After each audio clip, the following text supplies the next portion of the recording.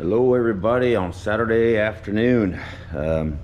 Figured I'd make a video today of scaling the car and trying to figure out my next options on this guy.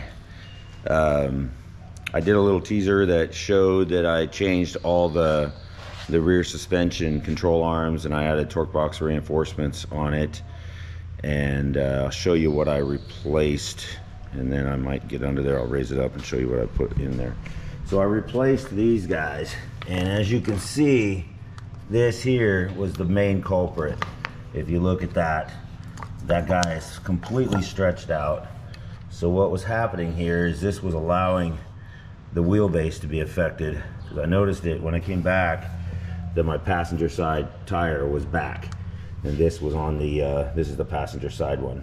And so what was happening was the rear end could slide back under power, and then it would drive the car pretty hard aggressively to the right. This one also is stretched, so it was all just moving around.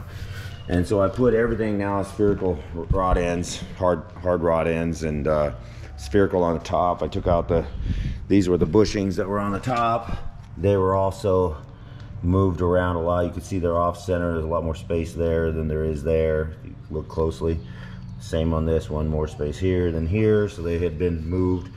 So I just changed the geometry a lot. And anyway, the 4-link, you know, a small change can make a big difference. And so I took it last night.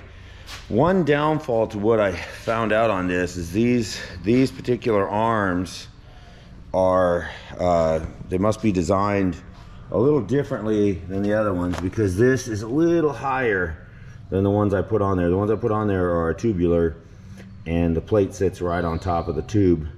So this has an extra inch of space.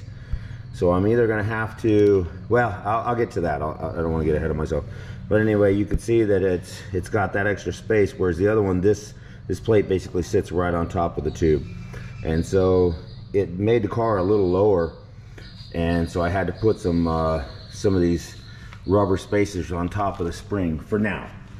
I think we're gonna make a change. So I wanna go over this thing because, you know, I'm new to this Fox body world, and I've been doing a lot of research on what guys are running for different applications of slick tire versus radial tire, and the consensus is for a radial, you're looking for around 130 to 170. That's a wide range of anti-squat. And I don't know if anybody knows what anti-squat is, but anti-squat, and I'll throw some videos in here, you can see it. I'll try to point it out in the video. I did 3 runs last night. But anti-squat is what happens when you launch. This is the resting height. I've already pushed it down. And then anti-squat is where it'll drive the tire down into the ground and the body will raise. So after I launch, there'll be a gap that happens right here. And so what it's doing is it's pushing the tire really hard. It's a short instant center, so it's fulcruming this tire down real hard. And so it'll make a gap right here. Even if the front end's up off the ground, this thing it'll separate like that. And you'll see that in the videos. But I think that, because I've been watching the videos, and a couple of things that can be going on. It's basically spinning down the track. Every bump it hits, it's spinning. And so 2 things could be happening. One, I have the compression on these shocks set to 11. That's where I've ran them from the get-go once I changed these shocks. And that could be one instance, but I don't think that's it. And the reason I don't think that's it is because I had also had these 3-way adjustables on there, and they didn't have nearly the compression that these double adjustables have. And with that said, it did the same spinning down track every bump it hit. You could hear, if you listen to the video, you can just hear it screeching the tires all the way down the track. And it's not I don't think it's losing a lot of time right now, but I just think it's kind of dangerous. The car skips around a lot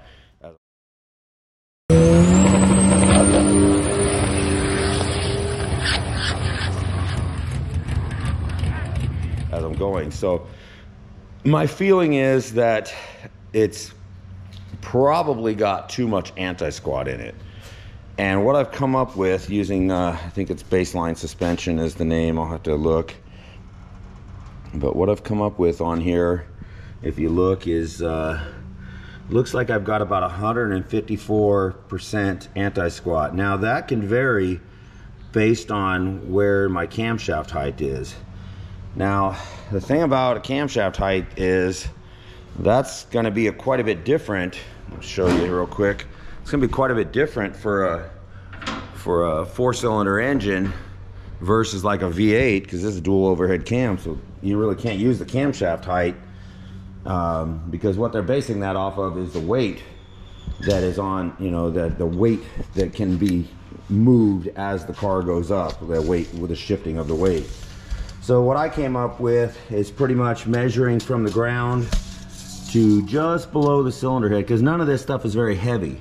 So like the cylinder head's not very heavy. Like small block Chevy heads would weigh twice as much as this cylinder head, plus the intake manifold and all that. So I've come up with that it's about 24 to 25 inches of camshaft height, let's say, and the center of gravity. And so I plugged that in. At 22, it shows that it is 154%. If I put it at 24, then that's going to show that it's 141%. I think this is more accurate. It's about 141%. It is hitting the tire really hard. If you watch it in the videos, it's pushing the tire down really hard. I'm dead hooking it for sure.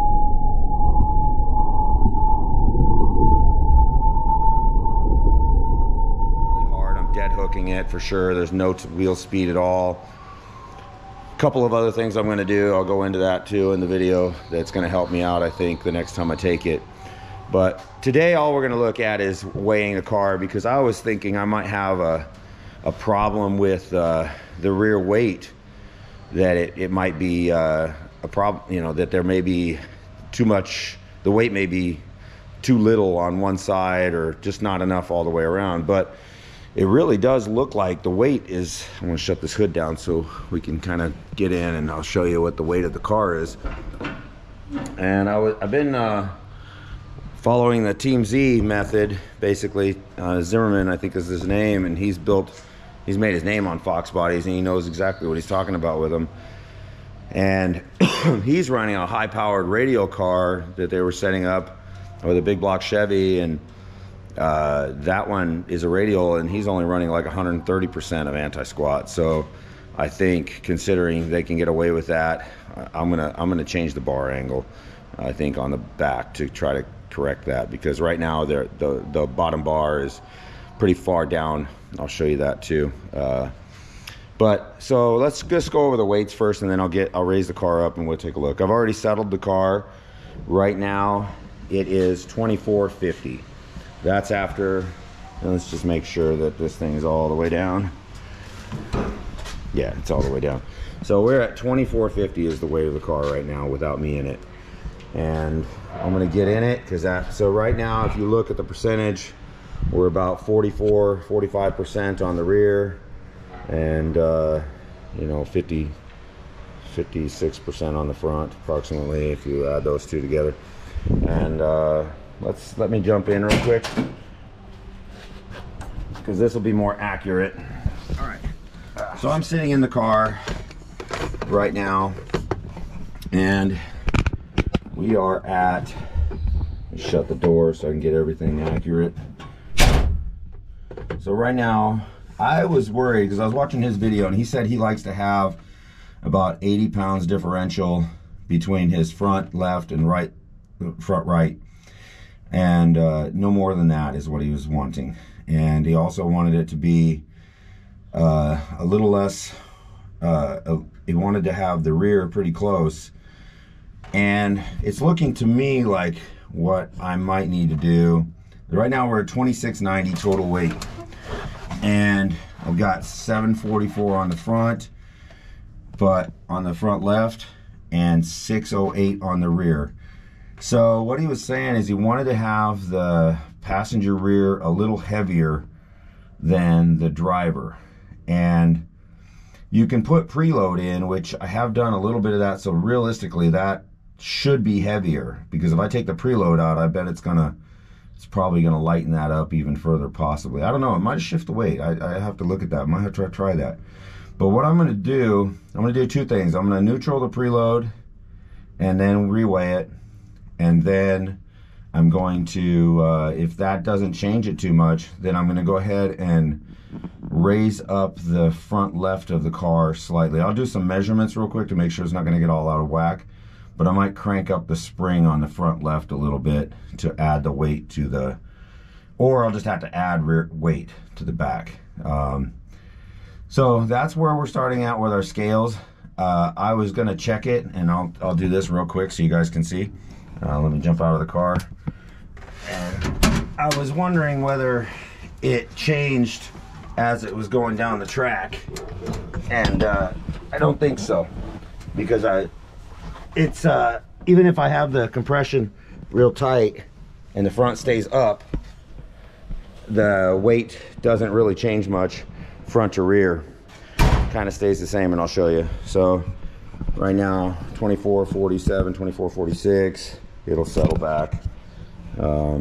These scales are the same ones he was using too, so I'll go ahead and just go with that, 2446.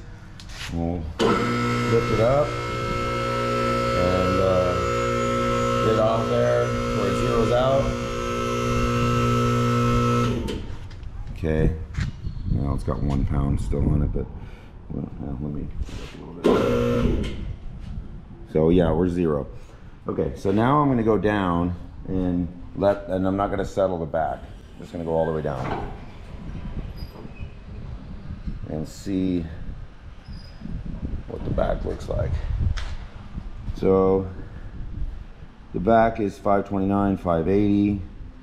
So I'll have to I'll review that, because I didn't take a look at what it was, but I imagine it's pretty close to the same. Once I get in, it's going to be kind of similar. So let's see.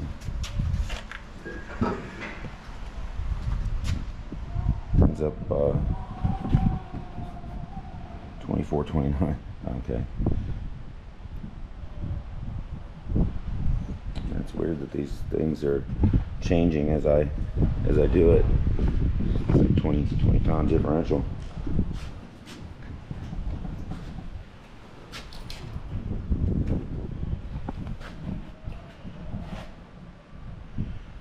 Alright.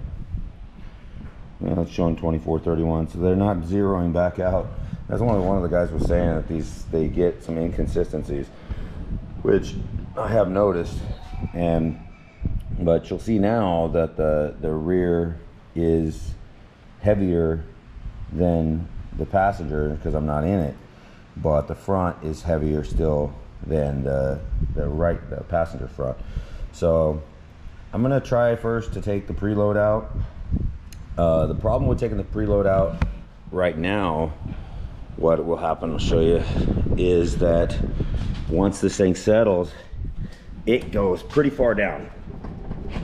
Like, maybe it's shifted better, but it was going pretty far down to where I was worried about it rubbing. Right now it's not.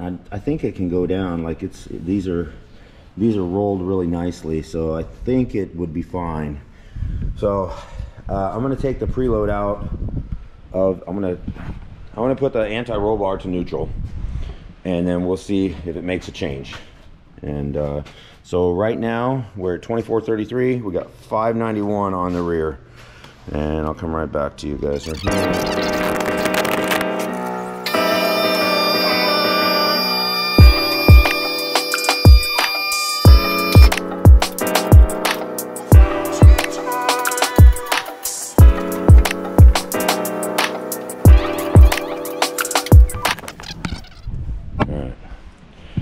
So I'll show you guys basically what the anti-roll bar. I'm sure you guys have seen anti-roll bars before, but that's this that goes across here.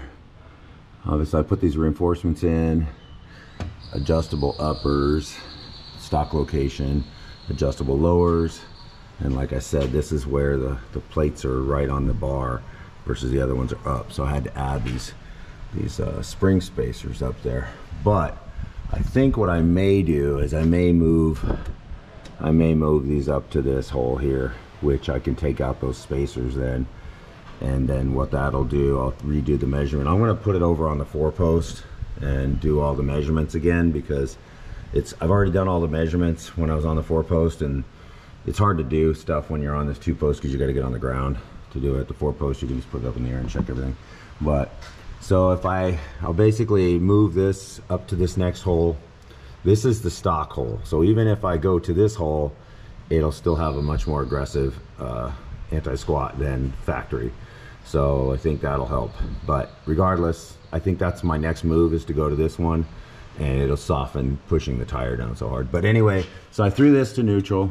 Now I put the jack stand under it to get it loaded off, but I'm going to check it on the ground. I'll put it down on the scales and then feel for neutral, and then recheck the scaling of it. And I think why the scales moved actually is because I'm on this 2-post and the car goes forward or backwards a little bit.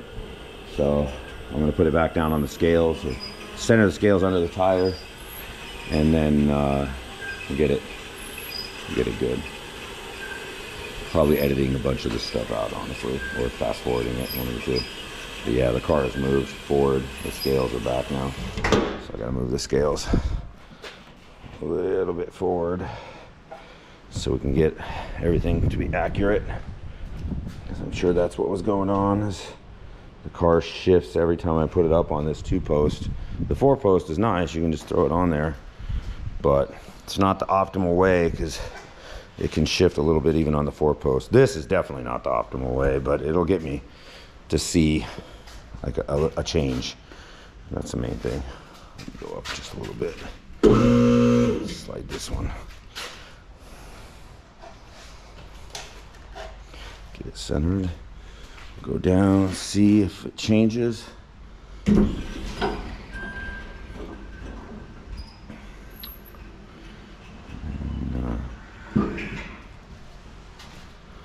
All right, so it shows 2426, 575 on the rear, 660 on the front. So what I think I'm gonna do, I'm gonna lift it up, and I'm gonna go ahead and add, since really nothing's gonna change, I know I should probably change those bars first, but I don't like changing too many things at a time. So let's go over that real quick. So what I've been doing on this car, and I'll show you in this log real quick, you can kind of see it. And I'm not really happy with what's happening with it. You know, 60 foot, I've got a 132. Last night I got a 136 on the rear, or 135 on the rears. You can see in the video that it skipped the front over and it clipped it with the rear. So probably more like a 130, 131, I don't know, somewhere in that area. But I'll just show you real quick what my RPM. So just to kind of give you an idea of the difference, this right here is a log of my truck with the Power Glide in it, and you can see the RPMs stay relatively flat up to like 6,400, and then they start to go up. And then in high gear, it just stays really flat all the way through, right? Well, that's where you're getting a lot of acceleration by gearing in the first gear. It's a 180. And so then let me I'll open up the ones from last night. So this is last night, and I'll use the best run from last night, which is this one here. Yeah, it's that one. And this is what the gonna go over this log real quick so you can see, and you can see in the burnout, you know, it'll jump up to 7,300 real easy, and that's very normal for everything. But if you look at this log, you can see right here is where the launch was. It was at 5,800, 5,900 is where I had the 2-step set on the arc box, and so it was making 30 pounds of boost off the hit.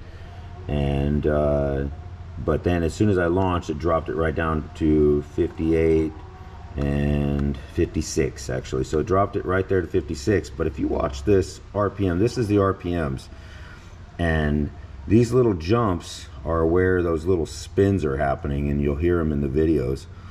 And so you see this RPM goes up 62, 64, comes back down to 6,000, 6,000, 61, 63, 61, 63, 66, and then I probably shifted right here is what I'm guessing, although you really can't tell because I'm still at such a low RPM.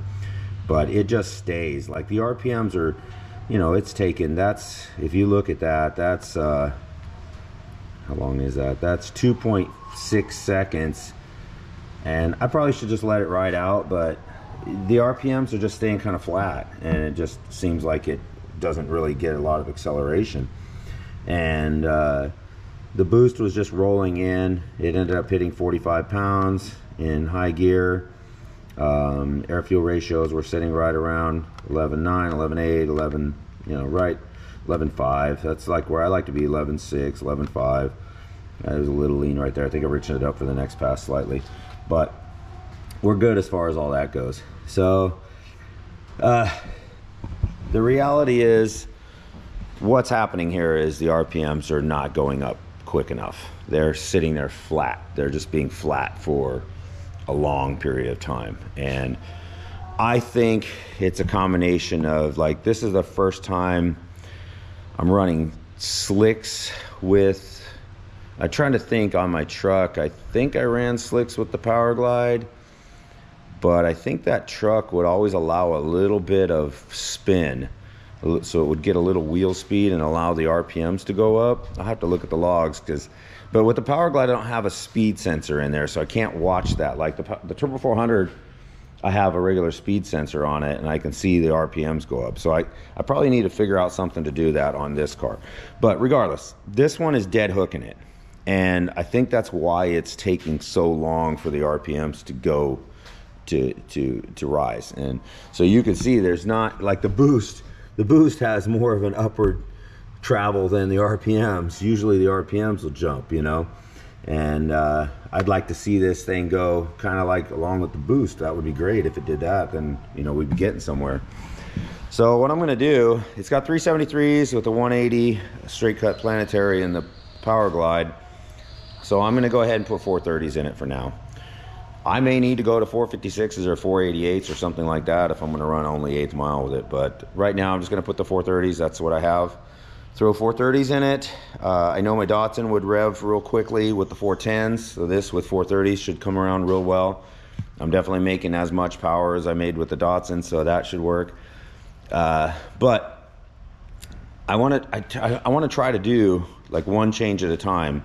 This last week or yesterday was just to correct the going left problem that I was having, and that was all with this suspension. And now it seems like it's going pretty well, pretty straight. If I'm lined up correctly and everything, it's going pretty straight. So I think I'm good there.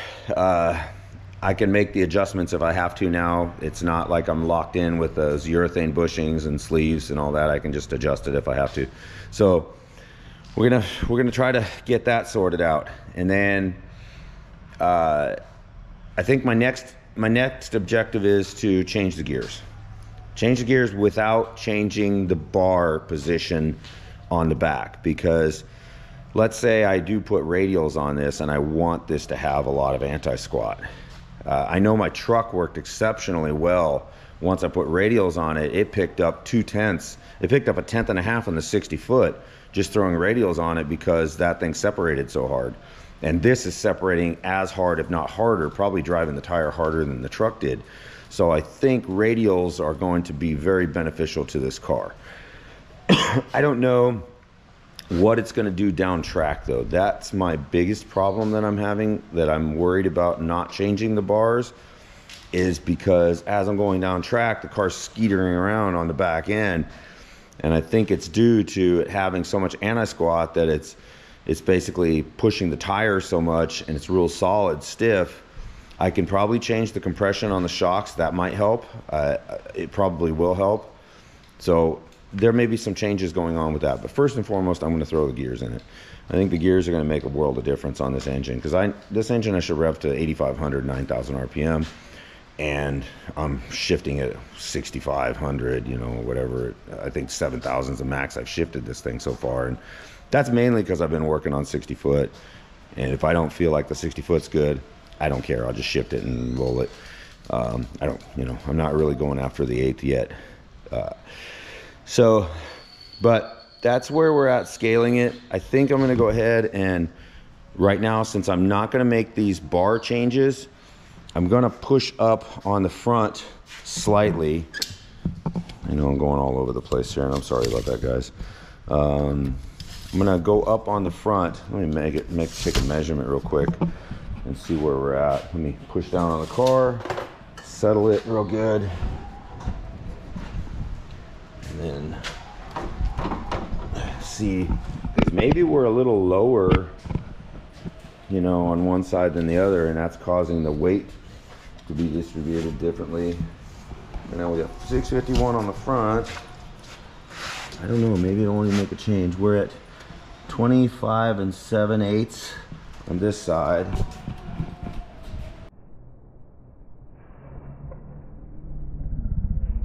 Passenger side, we are at, we're at 25 3/4. So, boy, if we raise that up, we're going to be a little higher. Going to be a little higher on that front. So, I may have to shift some weight around rather, because I really don't want the car looking funny. You know, I want to make sure that it's settled right. So, it's already a little low on the.